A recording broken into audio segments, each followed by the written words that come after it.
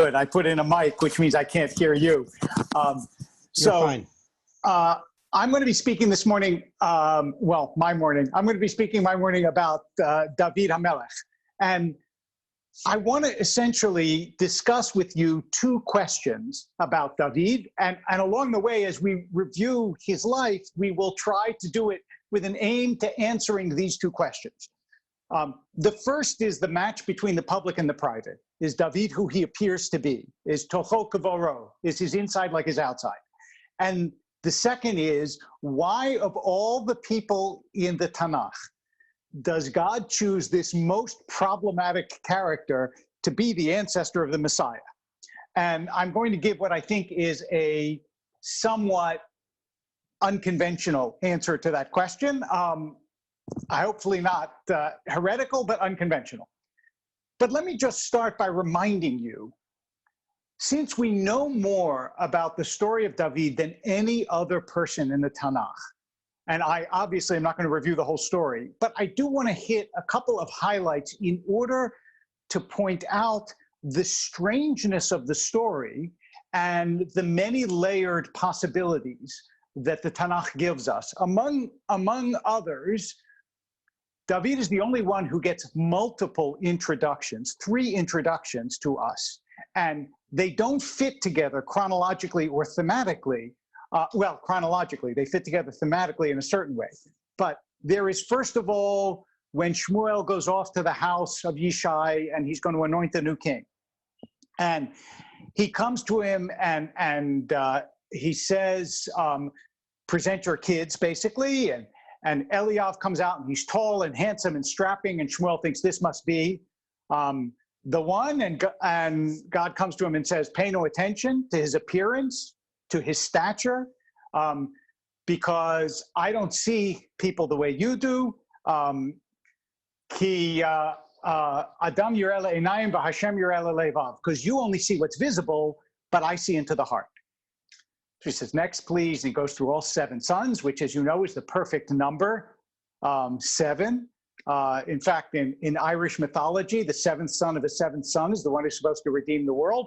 But none of them is going to be the new king. So Shmuel says, are you sure you don't have any other kids? And he says, oh yeah, out back is the little one pasturing the sheep, the theme of being a shepherd. David comes in, of course. And God says, rise, anoint him. This is the guy. So you have, first of all, the introduction of David as the person that his own father forgets about. Imagine the leader of the country comes to your house and says, present your children, and you forget one of them. So that tells you the undercurrent of neglect, of little kid, of one no one pays attention to. Then we have the introduction of David coming to the house of Shaul. When Shaul suffers, look, I'm no psychiatrist, and it is very dangerous to diagnose somebody thousands of years after, even if you are a psychiatrist. So I will just say, with all due humility, that Shaul was bipolar. And you can make of that what you will, but he clearly has exalted highs and deep, dark depressions. And so this idea that David is the one who comes, and because he can play music and because he can coax him out of his depression, tells us already that there is a human sensitivity to David that you would maybe expect from the one who's been neglected. So already the character of this person becomes complicated. He's neglected, he's artistic, he has a certain empathy, but he also has, and we will come to this in more detail, an astonishing ability to live up to his name, which means beloved, right? David comes to the house of Shaul, and we are told that Shaul falls in love with him, that Jonathan falls in love with him, that Michal falls in love with him, and by the way, later on, Israel falls in love with him. So either he is extraordinarily lovable just by his pure, sweet, good nature, or he could be very manipulative, depending on how you see him, or both. but there is a charisma about David that makes him exceptional. The third introduction, which doesn't jive with the other two with the other one in some ways, with the second one, is Goliath, right? Where he comes and Shaul says, "Who will help me, defeat this Philistine champion?" And as you know in the Tanakh, as a rule, the first words out of someone's mouth let you know who they are. So what are the first words that we hear from David? He says, "What will be done for the person who defeats the Philistine champion?" And then he goes on to say, because he has insulted the God of Israel and so on, others, all the pieties come in the second half of the sentence. But the first thing he asked is, what do I get? What do I get if I do this? And then there is that beautiful scene where he's there because he's bringing food to his brothers, not because he has any place in a battle for Israel. And his brother says to him, "What are you doing here? You're always making trouble, right? You're the koch leffel," although he doesn't use that word. And David says, "Well, I wasn't doing anything wrong," which as a younger brother, I know I have said many, many times growing up. I wasn't doing anything. It wasn't my fault. But then we realize that David has the ability to enlarge the scope of possibilities in the world. That is, he understands how Goliath can be defeated in a way that none of his contemporaries do, because the truth is, even though we think of David as an underdog, he's not really an underdog. Remember, he has a long-range weapon.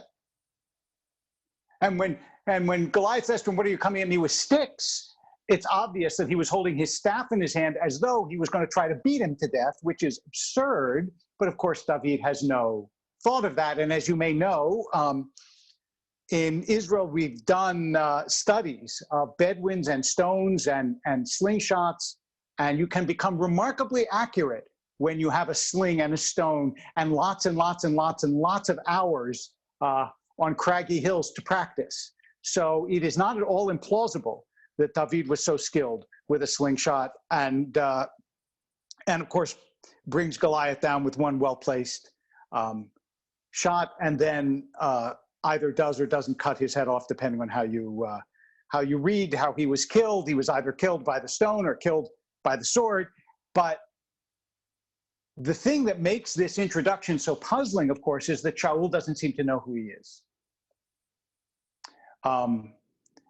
And there is that very powerful and dramatic scene where Shaul tries to fit him with his own armor, and David says, "I can't wear this stuff." So that duality of I'm not here to replace the king, but I am here to replace the king, runs throughout the relationship between David and Shaul. Because as David becomes more and more and more and more popular, he insists more and more to Shaul, "I'm not trying to replace you," right?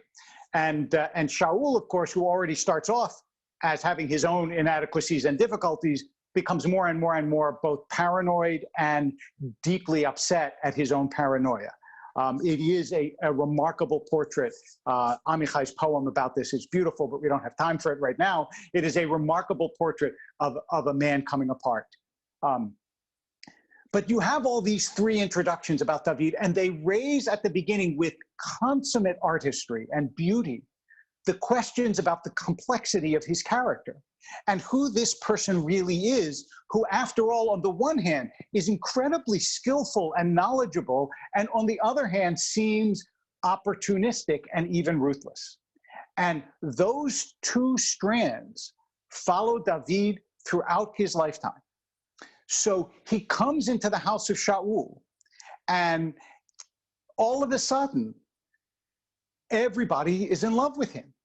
And you might say, if you were a cynic, which I can tell by not seeing you on Zoom that you're not, but you might say, if you were a cynic, that of course they all fall in love with him, because here's a guy who, remember, has already been anointed king, although he doesn't give any indication to anybody that he comes into Shaul's house as an anointed king, which is another curious reversal.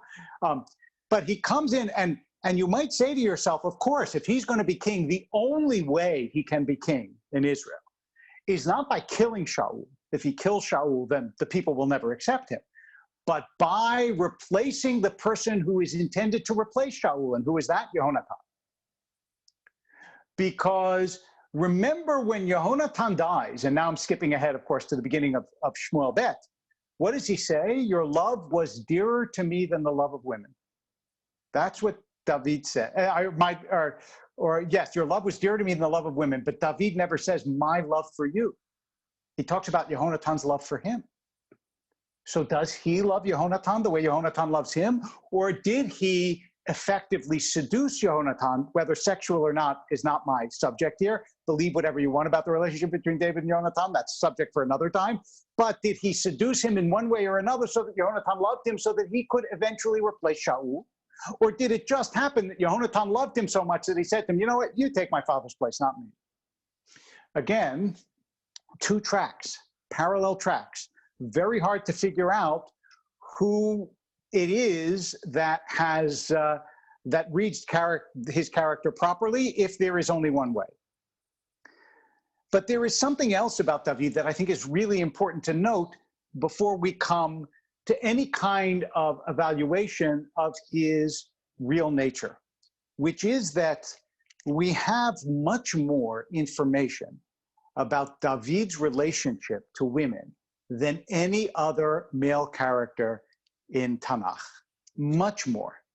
And one of the things that David is able to do, which is very rare in the ancient world among the stories of men who are heroes, and I dare say is pretty rare in the modern world, even among men who are not heroic, is David is able to listen to women, really listen to them. And two easy examples, and maybe the longest speech in the Tanakh that Abigail gives him, and David doesn't interrupt her. He listens to everything she has to say quietly and changes his behavior because of it. Remember, he comes, he's going to kill her husband Naval. Kishmo Kenhu, that's where we get that from. Naval is a boor. He is he doesn't fall into David's what's really protection racket, but nonetheless, David doesn't like the way Naval is behaving and he wants to kill him, and Abigail gives a long speech about the insufficiency of her husband and tells him not to do this. And he doesn't. He recognizes her wisdom. And that is not something that we see over and over again in the Tanakh. It almost goes without saying. But that's not the only example. Remember, when David has his falling out with Avshalom, it is the wise woman of Tekoa who comes to him, and he doesn't know her. Yoav has sent her, Yoav being David's general, has sent her to try to reconcile them, and I'll come back to Avshalom shortly. And David listens to this woman who comes off the street, after all. It's not anybody who has a special standing.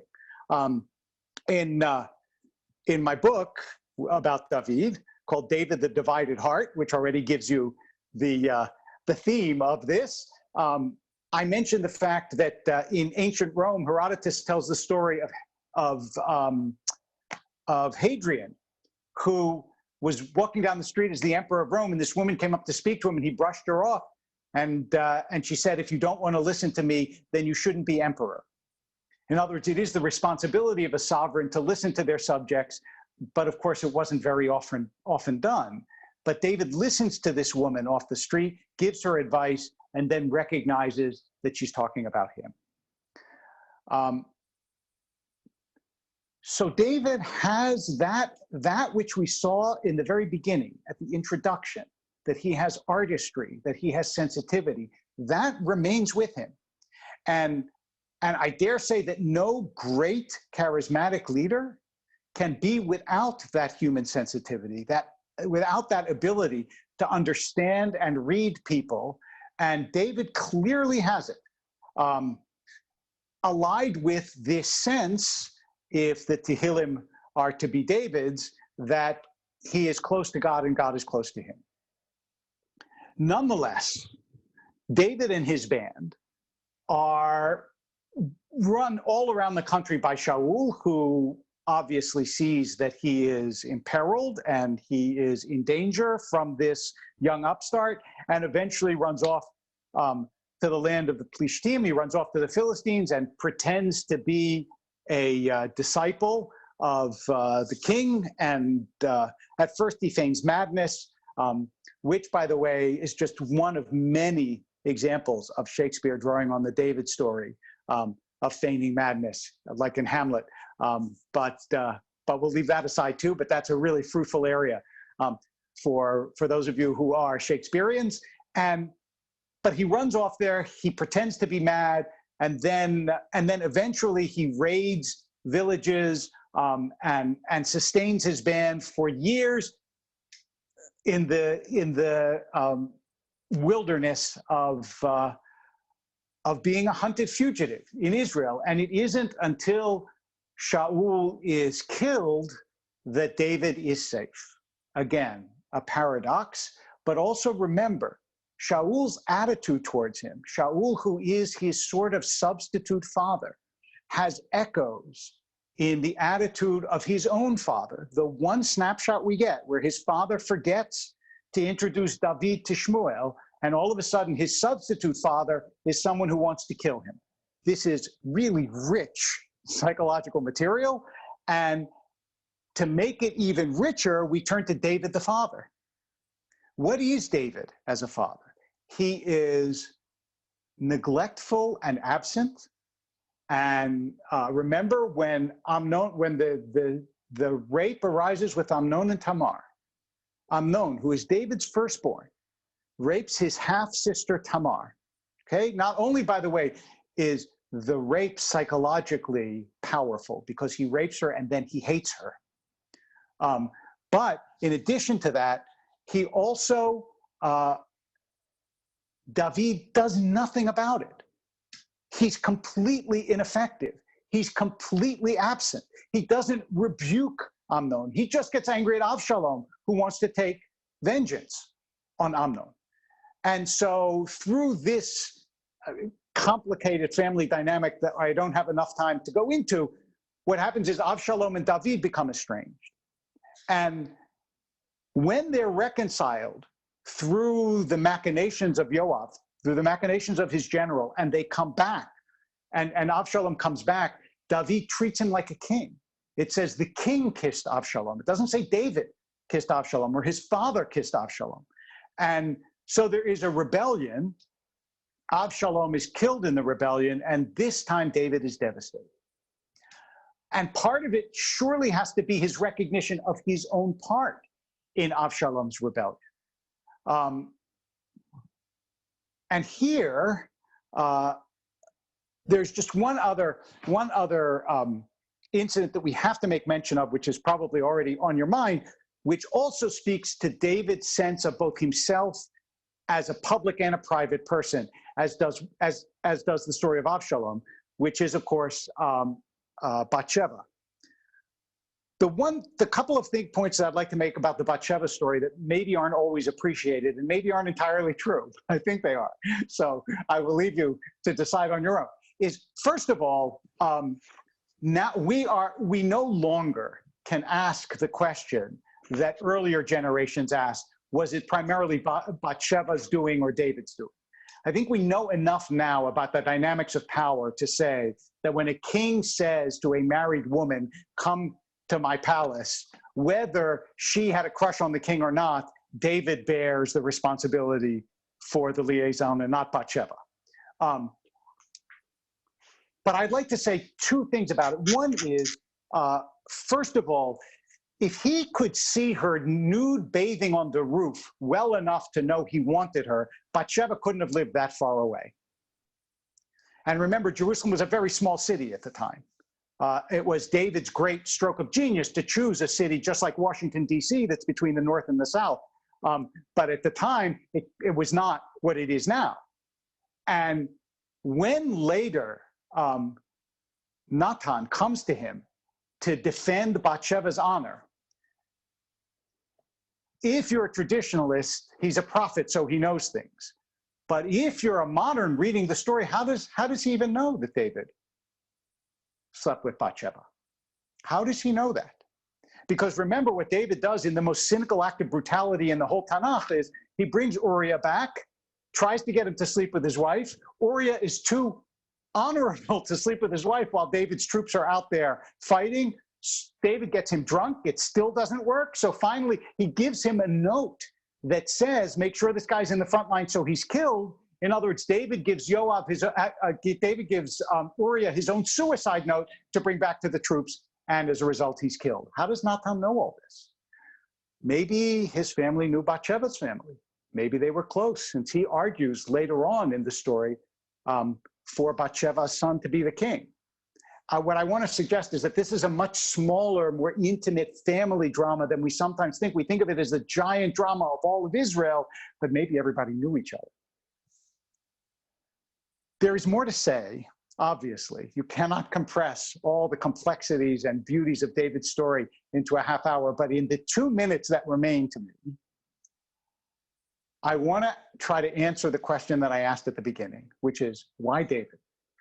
Some people will say because David never was an idolater, like a lot of the kings of Israel, which is true, in as much as we can tell.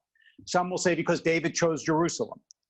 Some will say because David, only under David and Shlomo were the North and South united. All of that is so. But I think there's something else that is more interesting, that makes a theological point. Then we're coming up to Shavuot, so we should do that, which is the Kadosh Baruch Hu at the end of the book says that David was a man after my own heart. And what does that mean? What does it mean to be like God? What distinguishes David from everyone else in the Tanakh is that David is everything. He's a sinner, he's a tzaddik, he's a musician, he's a king, he's a husband, he's a son, he's a lover, he's an adulterer, he's a murderer, he's a bal tshuva, he does a deep tshuva, he loses children, he brings children into the world. He is the summit of not only of human achievement, but of the span of human possibility in his time. David is the most comprehensive character, tov v'ra. It's like when God says to Abraham, that God blesses Abraham with everything. It means good and bad, everything, because after all, Abraham had a tough life. And here too, David is everything. And who is the person that is most godlike in a world in which there is good and bad? Oseh shalom uvarei ra.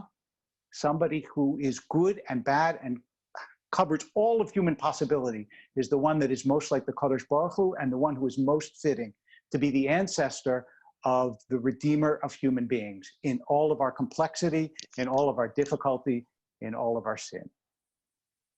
Chag Sameach.